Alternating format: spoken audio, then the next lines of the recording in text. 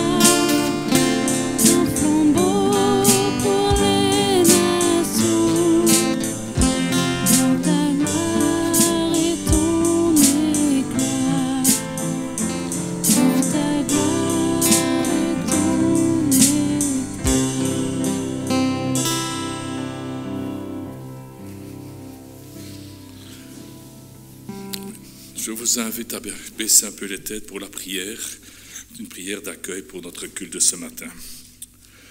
Merci Seigneur de la joie que tu nous donnes de monter dans ta maison pour venir te louer, t'adorer, un culte pour t'apporter un culte qui soit digne de toi. Nous te présentons tout ce qui sera fait ce matin pour le message qui sera porté par notre pasteur. Pour chacun de nous, donne-nous un cœur réceptif à l'écoute de ta parole et à ton enseignement. Nous te le demandons dans le beau nom de ton Fils bien-aimé. Amen. Je vous invite pour poursuivre par le chant suivant et je vous invite à vous mettre debout pour ceux qui le peuvent, pour chanter avec joie et ferveur le chant suivant.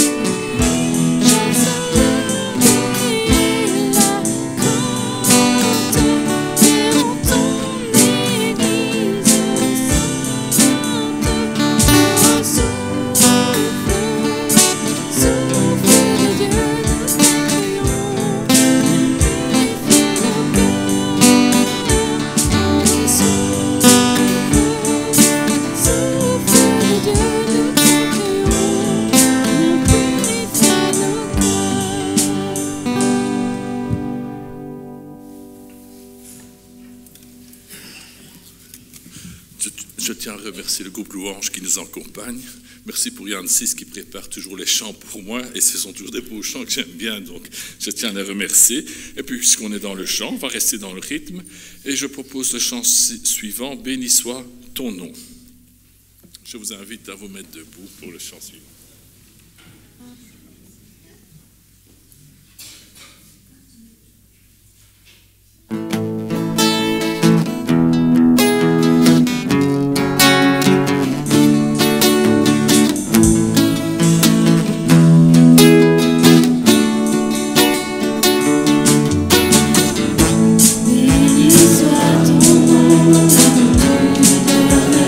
L'abondance, l'univers se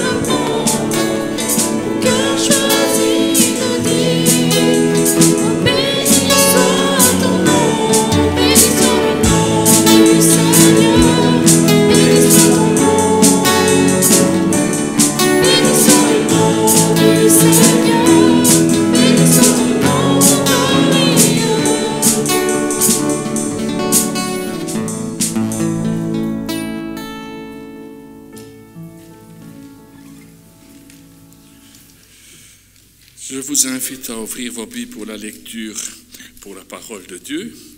Mais avant, je voudrais peut-être partager une réflexion avec vous sur un petit mot de 4 lettres qui m'a interpellé cette semaine.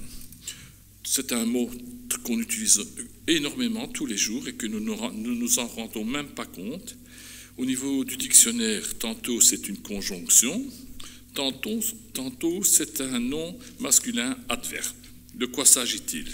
Ces 4 lettres, c'est M-A-I-S, pardon, je m'excuse sur la gorge, c'est mais. Et pourquoi m'a-t-il intrigué? En fait, il y a un adage en linguistique qui avance ceci. Dans une phrase qui comporte un mais, rien de ce qui précède ces 4 lettres n'a d'importance. J'irai bien à l'étude biblique ce soir, mais il pleut et il fait froid. Cela signifie que vous restez plutôt au chaud plutôt que de sortir et voir des frères et sœurs en Christ. Un autre exemple, je pardonne, mais je n'oublie pas. Voilà quelques réflexions que je vous laisse avant la lecture de ce matin. Comme quoi, il y a aussi un dicton qui dit qu'il faut tourner 7 fois la langue en bouche avant de parler. Et donc, je vous invite à ouvrir, dans le cadre de cette réflexion, dans le livre de Jacques, au chapitre 3.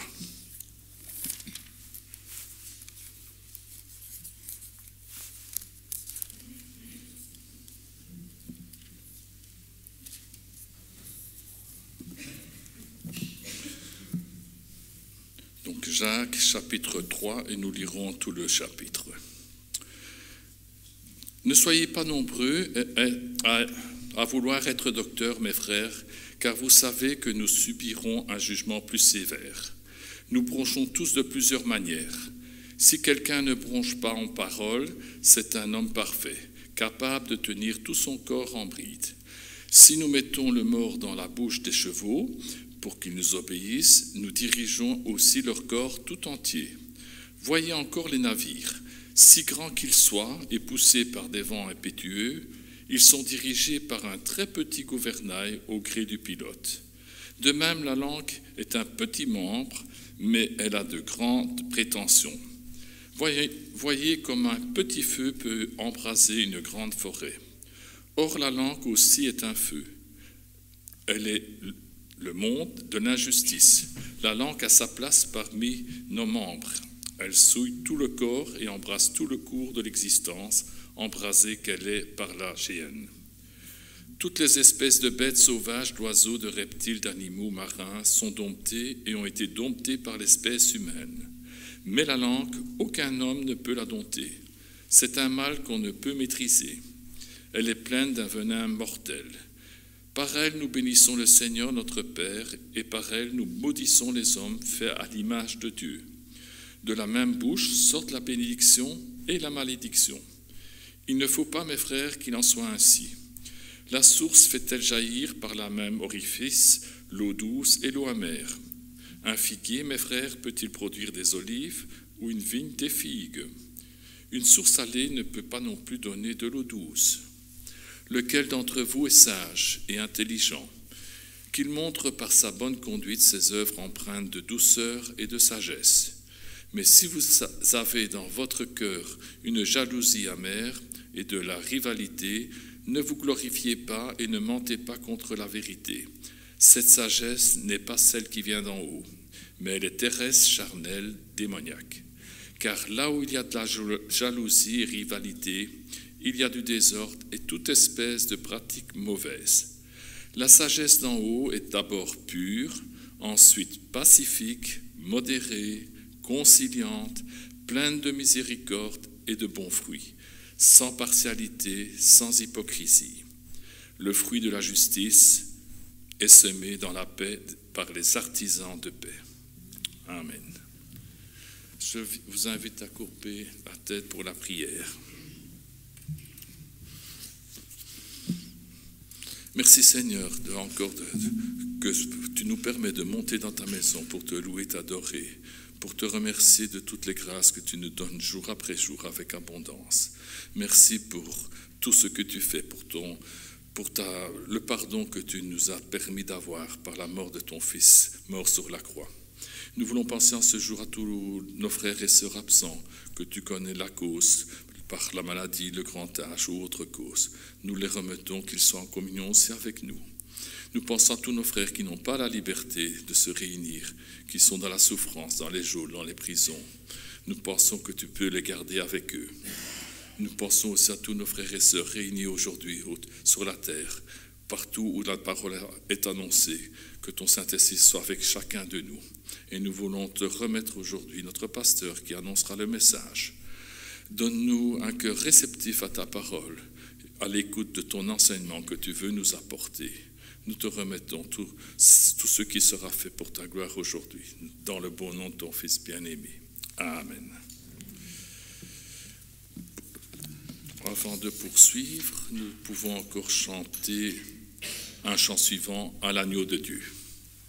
Je vous invite à vous mettre debout.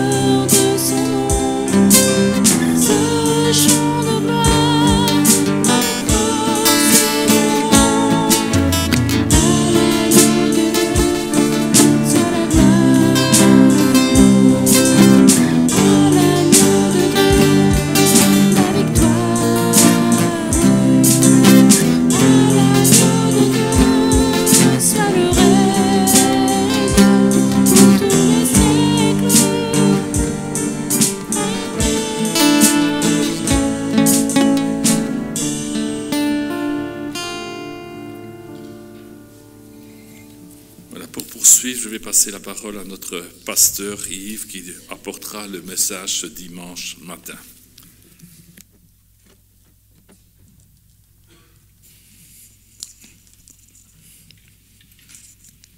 Merci beaucoup Sacha.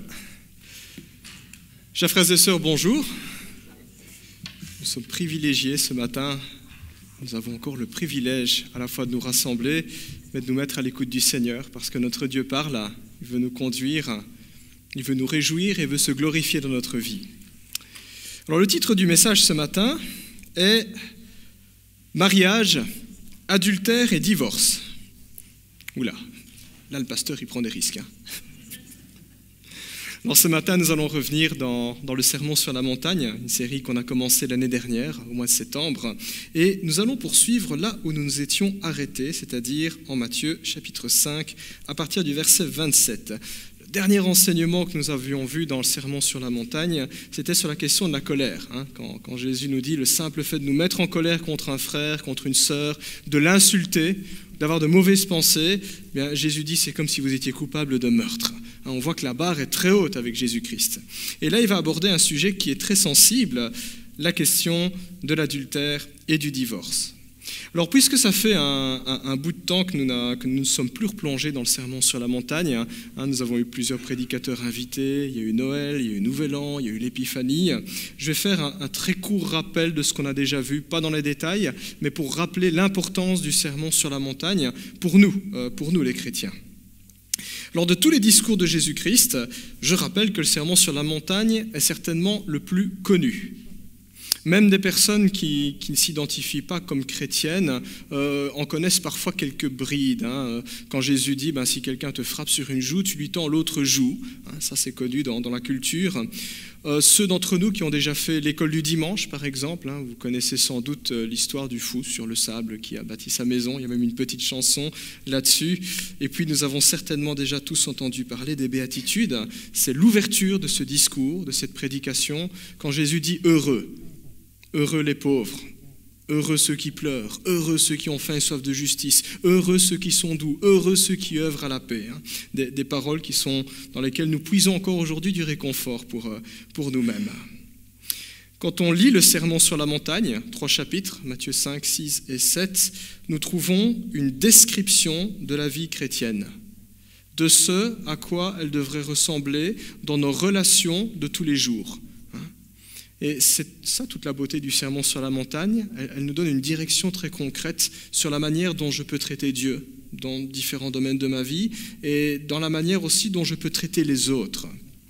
Le Sermon sur la montagne nous permet de faire un check-up. Tout à l'heure, Sacha nous souhaitait une bonne santé en tant que médecin. Mais on pourrait dire que Jésus-Christ, en tant que médecin de l'âme, nous donne ici un outil qui nous permet de diagnostiquer l'état de notre âme. Si on pense être un bon chrétien, lisons le Sermon sur la montagne et nous découvrirons certainement qu'il y a encore des choses à changer dans notre vie, il y a encore du progrès. On n'a pas encore atteint la perfection. Dans le Sermon sur la montagne, les exigences de Jésus sont hautes. Elles sont très hautes. Elles étaient déjà bien plus hautes que ce que les plus pieux en Israël s'imposaient. Une tradition, la tradition rabbinique, plus leurs 613 règles à obéir chaque jour. Les exigences de Jésus vont au-dessus de cela. Et Jésus dira, si vous ne faites pas mieux qu'eux, si votre justice ne dépasse pas celle des scribes et des pharisiens, vous n'entrerez pas dans le royaume des cieux. C'est dire le niveau, la hauteur. Alors Jésus n'est pas en train de nous encourager à essayer de gagner le salut en faisant de bonnes œuvres, sinon personne n'irait au ciel, tout simplement, on ne pourrait pas y parvenir. On trébuche à un moment ou à un autre, d'abord dans nos pensées, souvent en parole, Jacques 3 qu'on a lu, puis nos actes ne sont pas toujours corrects, nos décisions ne sont pas toujours les bonnes. Donc ce n'est pas le salut par les œuvres qu'enseigne le Sermon sur la montagne, mais il souligne d'une part que nous avons besoin de changement dans notre vie, dans nos foyers, dans nos églises aussi, nos églises ne sont pas parfaites. Et d'autre part, le sermon nous invite, tout en reconnaissant notre faiblesse, notre incapacité par nous-mêmes à obéir à Dieu. On n'en a pas les forces à compter sur la grâce de Dieu, à compter sur son pardon quand on trébuche, mais à compter sur ce Seigneur qui s'est révélé en Jésus, qui vient demeurer dans notre cœur et qui peut changer notre cœur, travailler notre âme. C'est avec l'aide de Dieu qu'on peut obéir. Du temps de Jésus, beaucoup de personnes pensaient être justes. 2000 ans plus tard, ça n'a pas vraiment changé. Le contexte culturel a peut-être évolué, mais il y a encore des gens, et même parmi les chrétiens, qui pensent être justes, dire « moi je ne pêche plus, je suis parfait ». Des gens qui pensaient être tellement bonnes qu'elles obéissaient parfaitement à la parole de Dieu. Et donc, dans cette partie que nous lisons du Sermon sur la montagne, chapitre 5, versets 21-48, Jésus va prendre 6 exemples où il va mettre le doigt sur le manquement de ses contemporains. Jésus va parler de la colère, dernier message que nous avons eu, de l'adultère, du divorce, des serments, que ton oui soit oui, que ton non soit non, de la vengeance et de la manière dont on traite nos ennemis. Et ces sujets sont toujours pertinents 2000 ans plus tard. Encore aujourd'hui, nous sommes confrontés à la colère, l'adultère, le divorce, les serments, la vengeance, l'adversité. Jésus n'a pas été exhaustif parce qu'on pourrait rajouter encore d'autres sujets, mais juste les 6 là sont déjà un gros échantillon qui montre l'étendue du chantier dans notre vie, dans nos relations, dans nos églises. Alors aujourd'hui, eh bien, on va s'intéresser à ce deuxième sujet, la question de l'adultère et du divorce. Et nous lirons les versets 27 à 32, Matthieu chapitre 5. Versets 27 à 32, voici ce que Jésus dit. « Vous avez appris qu'il a été dit, tu ne commettras pas d'adultère. Mais moi je vous dis, tout homme qui regarde une femme pour la convoiter, c'est générique ici, toute personne qui regarde une autre pour la convoiter, a déjà commis un adultère avec elle dans son cœur. Si ton œil droit te pousse à mal agir, arrache-le et jette-le loin de toi, car il vaut mieux pour toi subir la perte d'un seul de tes membres que de voir ton corps entier jeté en enfer. Et si ta main droite te pousse à mal agir, coupe-la et jette-la loin de toi, car il vaut mieux pour toi subir la perte d'un seul de tes membres que de voir ton corps entier jeté en enfer. Il a été dit que celui qui renvoie sa femme lui donne une lettre de divorce. Mais moi je vous dis, celui qui renvoie sa femme, sauf pour cause d'infidélité, l'expose à devenir adultère, et celui qui épouse une femme divorcée commet un adultère. » Jusque-là, la lecture. Je vous invite à prier. Notre Dieu, nous te remercions pour ta parole, la Bible. Voilà celle que nous reconnaissons comme étant la lumière qui nous éclaire dans les sentiers de notre vie. Nous sommes devant un texte qui est difficile, Seigneur. Et nous voulons te demander de nous accompagner par ton esprit, de nous donner discernement, compréhension, de nous donner d'accepter ta parole comme étant la vérité. Seigneur, bénis encore ces moments, glorifie-toi dans nos vies, au nom de Jésus. Amen. Alors nous avons là un texte qui est un des plus difficiles du Nouveau Testament, et en particulier dans le Sermon sur la montagne, texte qui est très difficile parce qu'il touche à un sujet sensible, les relations affectives, les relations amoureuses. D'une part, quand on parle de divorce ou d'adultère dans la Bible, il n'est pas toujours facile d'articuler l'ensemble de tous les versets qui traitent sur cette question-là. Je me souviens la première fois quand j'étais étudiant à l'Institut biblique, je m'étais dit je vais étudier cette question. Pour moi, les choses étaient assez évidentes. J'ai consulté 27 ouvrages différents et les spécialistes avaient des points de vue différents sur la question. Vous imaginez, l'étudiant à l'époque que j'étais, je me suis dit ok, je fais quoi? Je dis quoi par rapport à cette question sensible? Difficile de faire articuler toutes les données bibliques ensemble et difficile de parler d'adultère et du divorce comme une chose banale, puisque derrière, il y a toujours beaucoup de souffrance. Quand un homme et une femme décident de se marier, ils ne planifient pas de divorcer. Ou personne ne planifie de tromper son conjoint normalement ou d'être trompé.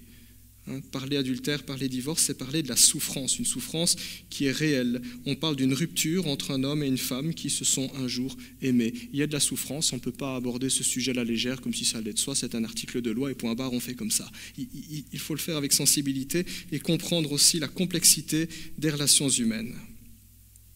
Alors vous remarquerez certainement aussi que nous avons choisi d'aborder l'adultère et le divorce ensemble, alors que quand on lit le Sermon sur la montagne, on voit plutôt deux sujets différents. D'une part l'adultère, et puis Jésus dit « vous avez appris qu'il était dit », le divorce. Alors pourquoi est-ce que nous abordons ces deux sujets ensemble? Eh bien parce qu'ils ont comme point commun, par rapport aux 4 autres, qu'ils présupposent une même réalité. Et cette réalité, c'est le mariage. Pour qu'il y ait adultère, il faut qu'il y ait le mariage. Pour qu'il y ait divorce, il faut qu'il y ait mariage. Alors Jésus ici ne parle pas de mariage, le mot mariage n'est même pas cité dans le Sermon sur la montagne, et si Jésus ne parle pas du mariage, c'est parce qu'à l'époque, les personnes à qui il s'adressait, ses compatriotes juifs, comprenaient parfaitement ce qu'est le mariage, ce qu'implique le mariage. Jésus n'avait pas besoin de revenir sur tous ces pans de l'enseignement biblique, de la Torah, l'Ancien Testament en particulier, tout le monde savait de quoi il parlait. Et donc le Christ va directement à l'essentiel en voulant souligner ce qui posait problème dans la société de son temps, la permissivité sur la question du divorce. On divorçait à gogo. La permissivité sur la question de l'adultère. Il y avait des parades qui permettaient d'être infidèle, mais avec ces parades, on disait « Ah ben non, je n'ai pas désobéi à Dieu ». C'est ça qui intéresse Jésus, le manque de respect par rapport à cette institution divine qu'est le mariage. Alors, du temps de Jésus, les Juifs en particulier étaient très au clair sur ce qu'était le mariage. On punissait l'adultère par lapidation à l'époque. Mais si à l'époque les Juifs d'il y a 2000 ans étaient très au clair sur ces questions, aujourd'hui, en Belgique, au XXIe siècle et même dans nos églises évangéliques, nous ne sommes plus du tout au clair sur ce qu'est le mariage et sur ce qu'implique le mariage. C'est pourquoi je vous propose d'aborder cette question-là du divorce et de l'adultère en deux parties. Aujourd'hui, nous allons parler du mariage. Puis la prochaine fois que nous poursuivrons dans le sermon sur la montagne, nous parlerons adultère, nous parlerons divorce et nous parlerons remariage. Voilà. C'est très important préalablement que nous comprenions bien le plan de Dieu dans le mariage. Et une fois que l'on aura compris combien c'est grave quand on parle de la question d'adultère et du divorce. Alors aujourd'hui, quand on parle mariage, on pense à quoi quand on parle mariage? On pense à la robe de la mariée, on pense à la fête, au repas copieux, on pense au traiteur, on pense au gâteau, le fameux gâteau, les pièces montées en général, et puis on met les deux petites figurines. On pense à la soirée dansante, il y aura de la musique à fond jusqu'à 3-4 heures du matin, à feu d'artifice, des éléphants si vous avez les moyens, pourquoi pas.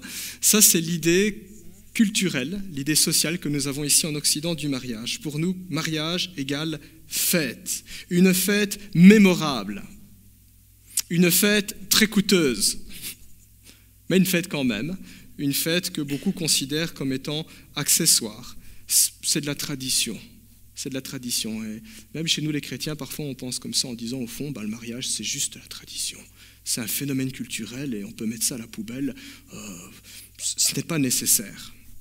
Effectivement, au vu du coût de la vie, beaucoup se disent alors qu'au fond, ce qui compte, c'est la sincérité de notre amour. Et voilà ce qui fait le mariage, disent-ils.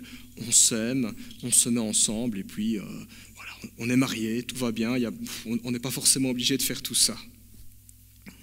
Avec une telle pensée, il n'est alors pas étonnant de voir, et même dans nos églises, même chez les chrétiens, des couples se mettre en concubinage, en toute bonne foi, sans se douter un seul instant qu'il n'y a pas mariage aux yeux de Dieu, sans se douter un seul instant qu'en menant une vie commune, ce qui aux yeux est la prérogative seule des couples mariés, ils s'engagent dans une vie de débauche, ils vivent dans le péché.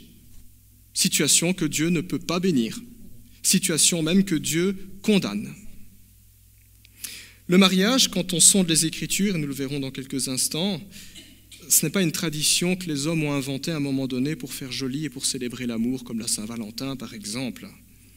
Le mariage est une institution divine. C'est même une des plus vieilles institutions. Elle est aussi vieille que l'humanité.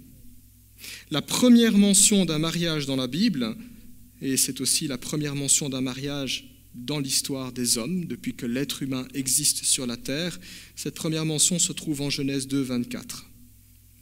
Là, dans les 2 premiers chapitres de la Genèse, nous voyons comment Dieu crée le monde, comment Dieu façonne l'être humain à son image, selon sa ressemblance.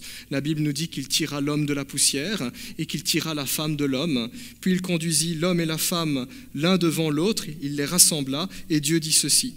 L'homme quittera son père et sa mère, s'attachera à sa femme et les deux ne feront qu'un.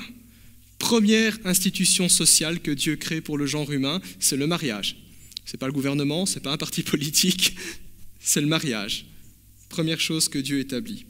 Alors on pourrait dire, oui mais pasteur, le mot mariage n'apparaît pas. C'est vrai, le mot mariage n'apparaît pas. Oui mais c'est vous qui dites que c'est un mariage.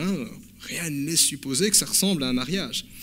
Oui, on peut dire ça quand on prend le texte, sauf que Jésus citera ce verset de Genèse 2, 24. Il le citera en Matthieu 19, 5. Vous pouvez prendre des notes ou alors regarder le message plus tard si vous voulez vérifier les références chez vous. Jésus citera ce verset en Matthieu 19, 5 pour défendre la validité du mariage face à un pharisien qui pensait qu'on pouvait divorcer pour n'importe quelle raison. Voilà, le pharisien dira, Moïse nous a dit qu'on pouvait divorcer en mettant une lettre de divorce. Jésus dira, n'avez-vous pas lu ce que le Seigneur a fait au commencement ? C'est pourquoi l'homme quittera son père et sa mère, s'attachera à sa femme, mais les deux ne feront qu'un. Et Jésus poursuivra en disant que l'homme ne sépare pas ce que Dieu a uni. Le Christ parle du cadre du mariage. Et dans la compréhension du Christ de ce texte-là, c'est le mariage. C'est ce que Dieu a établi. C'est encore ce même verset que l'apôtre Paul, qui était un rabbin, qui était un théologien, c'est ce même verset qui cite en Éphésiens 5, 31, pour parler de l'amour mutuel que se doivent les époux dans le mariage. Fameux texte que les hommes aiment bien, puisqu'il est écrit « Femmes, soumettez-vous à votre mari ».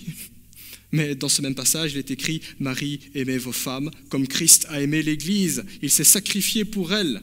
Il a donné sa vie pour elle. » Et donc, dans ce contexte-là, où Christ parle de l'amour des maris pour leurs femmes et de l'amour des épouses pour leurs maris, Paul conclut en disant « C'est pourquoi l'homme quittera son père et sa mère, s'attachera à sa femme. » Pour lui, le mariage a été initié là, dès la création.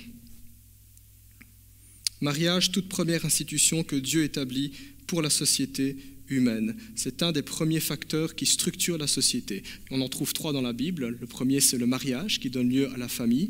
Le deuxième, c'est le gouvernement. Et le troisième, c'est l'Église. 3 grandes structures pour la société humaine.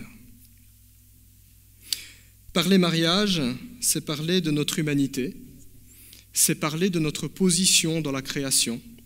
Dieu établit un ordre des choses et il s'attend à ce que nous reflétions sa gloire en honorant ce qu'il a établi, en reconnaissant sa main. Et c'est dans ce cadre précis, dans le cadre précis du mariage, qu'un homme et une femme, pour ceux qui ont déjà fait de l'hébreu, vous pouvez traduire aussi mâle ou femelle, c'est dans ce cadre précis qu'un homme et une femme se donnent exclusivement, on n'est pas dans une approche polygame, ou que sais-je, où ça va à gauche, à droite, on est dans une approche exclusive. Dans le cadre du mariage, un homme et une femme se donnent exclusivement l'un à l'autre.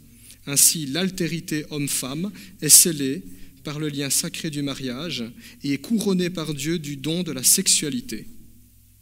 Voilà pourquoi, dans la création, Dieu poursuit en disant, en Genèse 1, 28, « Soyez féconds, multipliez-vous, remplissez la terre et assujettissez-la. » L'ordre de se multiplier. Alors, je tiens à ouvrir une petite parenthèse parce que ce texte est parfois mal compris. Quand Dieu a donné l'ordre à l'homme d'être fécond et de se multiplier, c'était avant la chute. C'était avant qu'il y ait la maladie, la mort, la souffrance. Je le précise parce qu'aujourd'hui, certains couples sont stériles. Certains couples veulent avoir des enfants mais n'y arrivent pas. Et parfois, on leur dit « Ah ben, vous êtes maudits par Dieu. » Regardez Genèse 1, 28. Il faut quand même remettre le texte dans son contexte. Quand le Seigneur a donné cet ordre de se multiplier, c'était un cadre où le monde était parfait. Il n'y avait pas encore le péché, il n'y avait pas encore la mort. Voilà, je ferme la parenthèse sur cette question. Afin que les chrétiens, et c'était les chrétiens de Corinthe à qui Paul va donner cet enseignement, une ville qui était réputée pour son immoralité. Il y avait une insulte dans l'Empire romain, on appelait les prostituées les filles de Corinthe, tellement que la ville de Corinthe était réputée pour leur immoralité. Et donc des chrétiens évoluaient dans ce contexte-là. Et afin que ce soit clair pour ces chrétiens-là qui vivaient là, que la sexualité c'est pour les couples mariés, l'apôtre Paul écrira ceci: afin d'éviter toute immoralité sexuelle, toute impudicité, toute débauche, toute impureté, ça dépend des traductions que vous avez en français, mais il y a la même idée, afin d'éviter toute immoralité sexuelle, que chaque mari ait son épouse, et que chaque épouse ait son mari. Le corps n'appartient pas à la femme, mais à son mari, et le corps du mari ne lui appartient pas, il appartient à sa femme. Ne vous privez pas l'un de l'autre, si ce n'est d'un commun accord pour prier, puis retournez ensemble de peur d'être tentés par le diable. Texte qui est très clair. L'apôtre Paul dit là qu'en dehors du mariage, toute forme de sexualité hors du mariage est de la débauche. Ce n'est pas béni par Dieu. C'est de l'impureté. C'est sale. Et en même temps, ce texte nous dit que la sexualité est une bonne chose. Elle a été créée par Dieu. Elle a été donnée par Dieu. C'est même à pratiquer sans modération, puisque le texte dit ne vous privez pas l'un de l'autre. Le mariage est donc le seul cadre des relations sexuelles approuvées par Dieu. Pas populaire de le dire aujourd'hui, dans une société où on peut faire tout et n'importe quoi, avec n'importe qui, n'importe quand, n'importe comment. Eh bien, nous rappelons ce que la Bible dit à ce sujet-là. Il y a un cadre. Il y a un cadre. C'est là, dans le mariage, qu'un homme et une femme unis par Dieu deviennent réellement partenaires de vie, partageant leurs sentiments, partageant leurs rêves, partageant leurs projets, leurs joies, leurs peines et partageant leur corps dans la bénédiction de Dieu. Bref, comme l'a dit le Seigneur, là ils ne font qu'un. Là ils ne font qu'un. Il faut également préciser que dans la volonté de Dieu, le mariage est appelé à durer. Pas agréable à dire aujourd'hui dans une société de consommation où il n'y a rien qui dure. Voilà, on consomme et puis on jette à la poubelle. Le mariage, ce n'est pas un produit. Un mariage est appelé à durer. Nous parlerons la prochaine fois des clauses de divorce, puisque la Bible envisage certains cas où un divorce est possible, bien que la Bible parle aussi le pardon, la restauration est aussi une autre possibilité. Mais en principe, un mariage est appelé à durer. Un mariage n'est pas un coup d'essai. On n'est pas en train d'essayer l'autre comme on essayerait un rouge à lèvres ou une voiture pour voir si on va continuer ou pas. Le mariage n'est pas un coup d'essai. Le mariage est un aller simple pour la vie. D'où l'importance de réfléchir à 2 fois avant de se marier. On n'agit pas passionnément. C'est l'homme de ma vie. Je l'ai rencontré sur Internet il y a 24 heures. C'est risqué quand même. Réfléchir à 2 fois avant de se marier, parce que c'est pour la vie. Prendre le temps de se connaître. Pas simplement se dire il est beau, elle est belle, mais se dire est-ce qu'il est croyant, est-ce qu'elle est croyante, quelles sont ses valeurs, quelle est son éducation, est-ce qu'avec moi il serait capable d'assumer un foyer. Oui, on ne vit pas d'amour et d'eau fraîche, il y a des factures à la fin du mois. C'est pas chouette, mais c'est la vie, c'est comme ça. La nourriture tombe pas du ciel, il faut aller au supermarché. Est-ce qu'on est en mesure de construire un foyer? Est-ce qu'on a les moyens? Quelle est sa santé? Santé physique, santé mentale. Certains diraient que c'est peut-être discriminant de dire ça. Je ne pense pas. C'est quand même utile de savoir si la personne est schizophrène ou pas. Si on l'apprend après le mariage, plus compliqué. Maintenant, si on le sait avant et qu'on se dit moi je l'aime comme ça, que Dieu vous bénisse. Bien sûr que ça peut marcher. Mais il faut apprendre à se connaître. Il faut savoir dans quoi on s'engage. Il faut être honnête aussi, permettre à l'autre de nous découvrir. Bref, ne pas se précipiter. Parce que Dieu considère le mariage comme une alliance. Une alliance. Et une alliance est un engagement, au même titre que nos pays, nos nations font des alliances. Dans ce contexte de guerre, on parle de l'OTAN, alliance militaire. Article 5, je suis tenu de tenir mes engagements. Le voisin est attaqué, je dois le défendre. C'est ça aussi le mariage. C'est une alliance, un engagement, une position ferme, et Dieu n'acceptera pas qu'on change de position à gogo comme ça, pour un oui ou pour un non. On doit tenir cette position. Le mariage exprime fondamentalement l'alliance que Dieu établit entre lui et nous en Jésus-Christ. Et il se trouve que quand Dieu conclut une alliance, lui, il ne bouge pas, il ne change pas sa position. L'Écriture dit même qu'il demeure fidèle quand nous sommes infidèles. Ouf! Le mariage exprime cette réalité. On dira, c'est écrit où, pasteur? Éphésiens chapitre 5, versets 22 à 33. Fameux texte. Marie, aimez vos femmes comme Christ aimait l'Église. Femme, soyez soumise à votre mari comme l'Église le fait pour le Christ. Le mariage est cette image de l'alliance entre Dieu et l'Église. Quand on prend le mariage à la légère, c'est comme si on disait « Seigneur, ton alliance, c'est une insulte, c'est un manque de respect. » À l'heure des abonnements sans engagement, à l'heure du libertinage, à l'heure des moyens de protection et de contraception qu'on peut trouver très facilement, cette vision du lien d'amour entre un homme et une femme n'est pas populaire. Elle sera jugée stupide, ringarde, une marche arrière, un retour dans l'histoire. On revient au Moyen-Âge, diraient certains. Et pourtant, en tant que croyants, nous devons le réaffirmer bien fort, il n'y a rien de ringard à respecter Dieu. Il n'y a rien de ringard à se respecter soi-même. Je ne m'offrirai pas au premier venu parce que j'ai du respect pour moi. Et il n'y a rien de ringard à dire « je respecte les autres, je respecte l'autre, je ne prendrai pas n'importe qui comme un produit ». Ce n'est pas ringard de dire ça. Voilà pourquoi l'Éternel dit en Hébreux 13,4 « que le mariage soit honoré de tous et le lit conjugal épargné par la souillure, car Dieu jugera les adultères et les débauchés. » Je pense qu'il n'y a pas besoin de se lancer dans une exégèse de 3 heures sur ce texte. Il est très clair que le mariage soit honoré de tous. Dieu insiste. Ce n'est pas de la rigolade, c'est du sérieux. C'est votre vie, c'est la vie des autres, c'est la gloire de Dieu, c'est la création, ça structure la société. Toucher le mariage comme ça a un impact qui nous dépasse aussi. Nous devons respecter cela. Il y a des choses saintes, on ne fait pas n'importe quoi avec. Nous devons aussi préciser un point qui est important, et ce point-là est certainement le plus mal compris quand on parle du mariage. Le mariage a une portée sociale. J'ai déjà courtement évoqué il y a quelques instants, mais le mariage a une portée sociale. Qu'est-ce que ça veut dire que le mariage a une portée sociale? Ça veut dire qu'il est de notoriété publique. C'est logique, hein. On doit quand même savoir qu'Aurélie, c'est ma femme, et plus personne ne doit avoir le culot de la demander en mariage. Et Aurélie doit savoir que je suis son mari, et qu'aucune femme ne doit avoir le culot d'espérer que je la demande en mariage. Le mariage est de notoriété publique.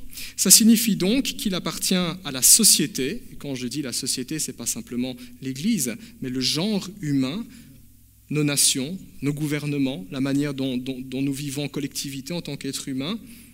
La société a la prérogative d'acter, de reconnaître et de veiller à préserver le mariage. En Belgique, que se passe-t-il quand deux personnes veulent se marier? Elles vont à la commune. Mariage a une portée sociale et un représentant du peuple belge, en l'occurrence monsieur le bourgmestre ou monsieur l'échevin, va faire signer un registre après nous avoir lu nos lois. C'est une partie qui est assez longue et fastidieuse, et bien souvent on ne s'en souvient plus, mais il le fait. Pourquoi? C'est une portée sociale. Ça a des conséquences au niveau du fonctionnement du pays ou de la société. Parce que si on faisait tout et n'importe quoi, on le ressentirait immédiatement.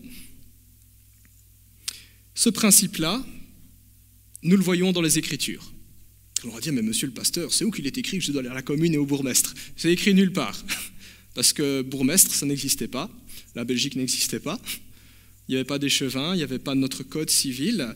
Mais nous voyons que le principe du mariage comme une réalité sociale traverse les Écritures. Quelques éléments importants qui nous permettent de réfléchir.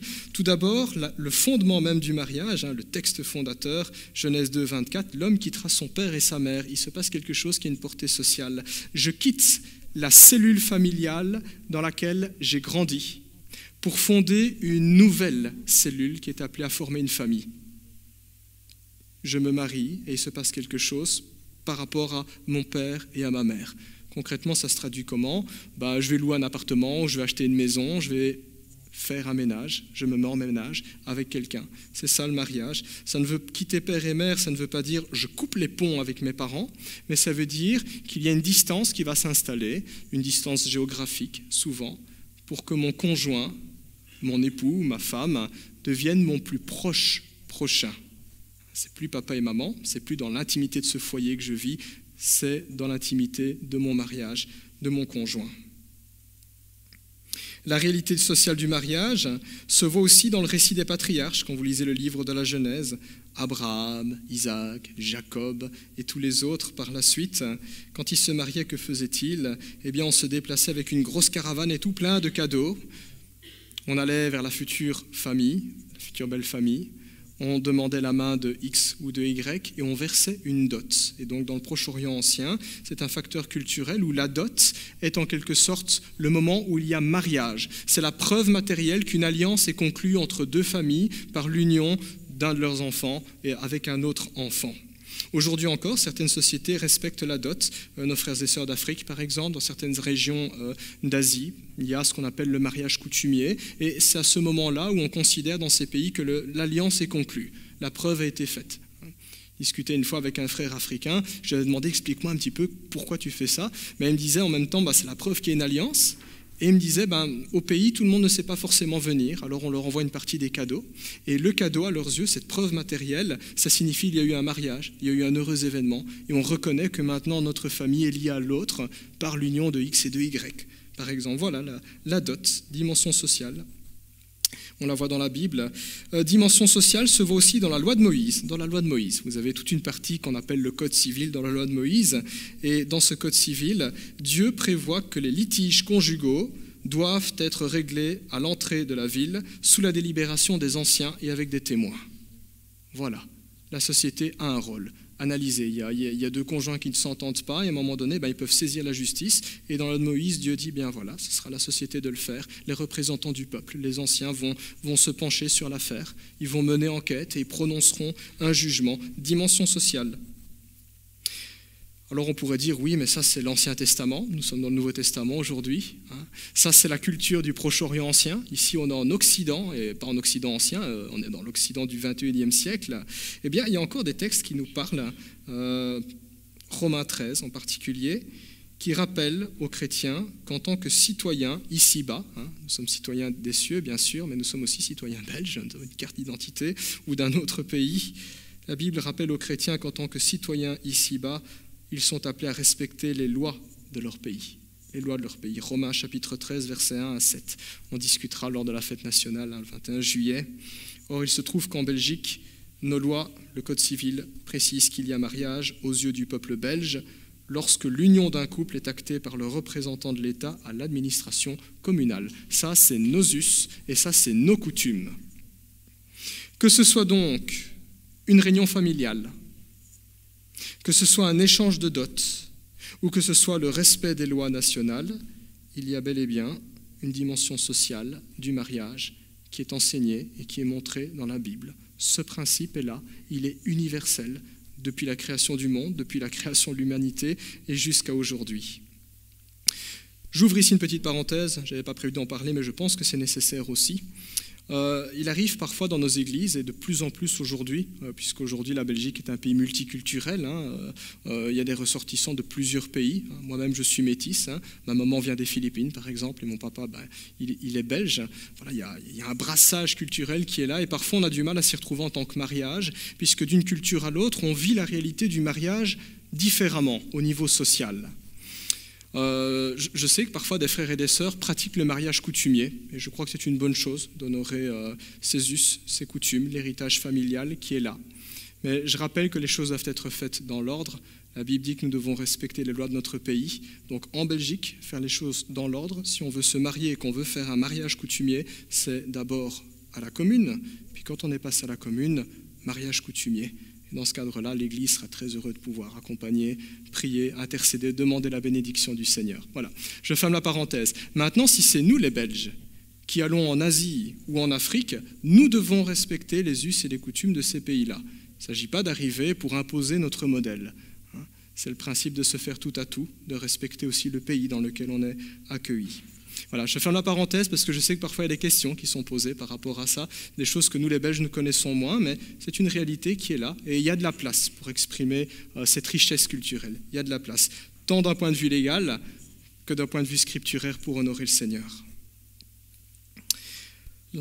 Je ferme la parenthèse, donc là où je voulais vraiment insister, c'est que le mariage a une portée sociale. Donc il ne suffit pas de dire qu'on s'aime pour se mettre ensemble.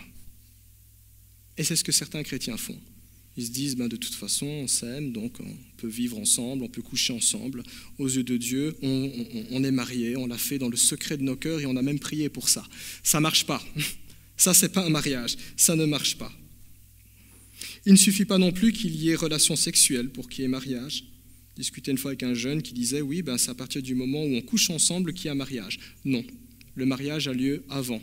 Dans la loi de Moïse, il y a même un cas où, quand il y a relation sexuelle avant un mariage, ce n'est pas un mariage. Il y a des obligations qui ensuite, je ne vais pas entrer dans le détail au niveau de la loi, mais ce n'est pas l'acte sexuel qui fait le mariage. Les choses dans l'ordre, se présenter d'abord devant Dieu et devant les hommes. Voilà, je me permets de parler ainsi du mariage ou des situations de débauche, non pas pour culpabiliser. Je n'ai rien à gagner et notre Église n'a absolument rien à gagner à dire aux gens qui seraient dans une situation irrégulière que vous êtes des débauchés, qu'elle est en enfer. On n'a rien à gagner à dire ça. Mon but ici ce matin n'est pas de culpabiliser qui que ce soit, mais d'encourager les couples concernés à aller dans la bonne direction. Parce que dans la Bible, le mariage est une bénédiction. C'est une bénédiction. Le mariage est une bénédiction quand les deux conjoints veulent honorer le Seigneur. Et dans ce cadre-là, leur amour devient un écrin, un petit peu une coupe dans laquelle Dieu veut déverser toute sa joie, tout son bonheur et toutes ses faveurs. Si donc vous vous aimez vraiment, si vous vous aimez, et si vous êtes convaincu que vous voulez passer votre vie ensemble, j'aimerais rappeler une chose, rien ne s'oppose à ce que vous échangiez vos alliances. Si le problème est d'ordre financier, il n'y a pas besoin de faire un mariage à 25 000 €. Il y a moyen de faire des choses plus simples. Mais je vous encouragerais vraiment à vous marier. Et si c'est ce que vous voulez faire, être heureux, officialiser votre amour, avoir la bénédiction de Dieu, sachez que notre Église ne se met pas dans le camp de ceux qui vont vous juger et vous condamner, mais pour autant que vous voulez marcher avec Dieu, on sera très heureux de vous accompagner. On sera très heureux d'être là dans cette démarche pour que vous soyez bénis, pour que vous soyez heureux et pour que Dieu soit glorifié. Que le Seigneur nous donne donc en tant que chrétiens et puis en tant qu'Église de tenir le mariage en haute estime. C'est sacré, c'est une belle chose, elle est précieuse aux yeux de Dieu. mais ne laissons pas le mariage être galvaudé, ratatiné, rabaissé ou considéré comme une chose complètement secondaire. C'est l'héritage que Dieu a donné à l'humanité et c'est notre rôle aussi en tant qu'Église de rappeler le caractère sacré de l'union entre un homme et une femme. Amen. Je vous invite à prier.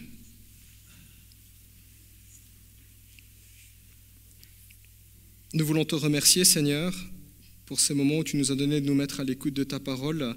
Nous prenons conscience que ce que tu dis dans la Bible est compliqué à dire, compliqué à entendre dans ce contexte où aujourd'hui on ne veut plus de ta parole dans notre société. Nous voulons te remercier parce que parler mariage, c'est parler simplement de la création, de qui nous sommes. C'est nous rappeler que nous avons été créés à ton image. Tu nous as donné le mouvement, la vie et l'être. Tu nous as donné avec la capacité d'éprouver des sentiments, tisser des relations et envisager l'avenir avec quelqu'un. Nous te remercions parce que pour ça aussi, tu as créé ce cadre qui est le mariage. Et dans notre société, où le mariage est de plus en plus attaqué, nous voulons te demander de nous aider à le tenir en estime et à préserver ta volonté. Nous te prions pour les jeunes en particulier, nous te prions pour toutes ceux et celles, Seigneur, qui cherchent un conjoint ou qui aspirent au mariage plus tard, te demandant que sur ce chemin, tu les guides, que tu les gardes dans la pureté, Seigneur. Que tu mettes sur leur route la bonne personne, mais que tu disposes aussi leur cœur, Seigneur, à travailler pour être la bonne personne qui pourra prendre soin de l'autre. Te prions aussi pour tous les couples qui sont déjà mariés et qui expérimentent cette réalité que dans le mariage, il y a de grandes joies, et puis il y a des tristesses, et il y a des difficultés aussi. Et nous te prions pour que dans notre Église, dans notre communauté, tu fasses de notre mariage des couples, de nos mariages, des couples qui soient forts, des lieux bénis où nous apprenons à nous aimer tout au long des années, dans les bons moments comme dans les mauvais moments, où nous puissions apprendre à exercer la bonté et la fidélité. Comme toi, Seigneur, tu te montres chaque jour fidèle et bon à notre égard. Nous prions aussi, Seigneur, pour tous ceux et celles qui ont connu un parcours accidenté, qui ont expérimenté le divorce, qui ont été victimes de telle ou telle situation. Nous prions pour une œuvre de restauration, parce que nous sommes certains d'une chose, Seigneur, tant que nous sommes en vie, tant que nous sommes ici belles, il y a toujours de l'espoir. Tu nous aimes et tu te présentes comme le Dieu qui nous accompagne, qui répare. Nous savons que nous pouvons compter sur toi. Nous savons que le chemin n'est pas facile du tout, Seigneur. Nous sommes tellement limités à cause du péché et avec toute la pression du monde. Aide-nous pour notre bonheur et pour ta gloire, au nom de Jésus. Amen.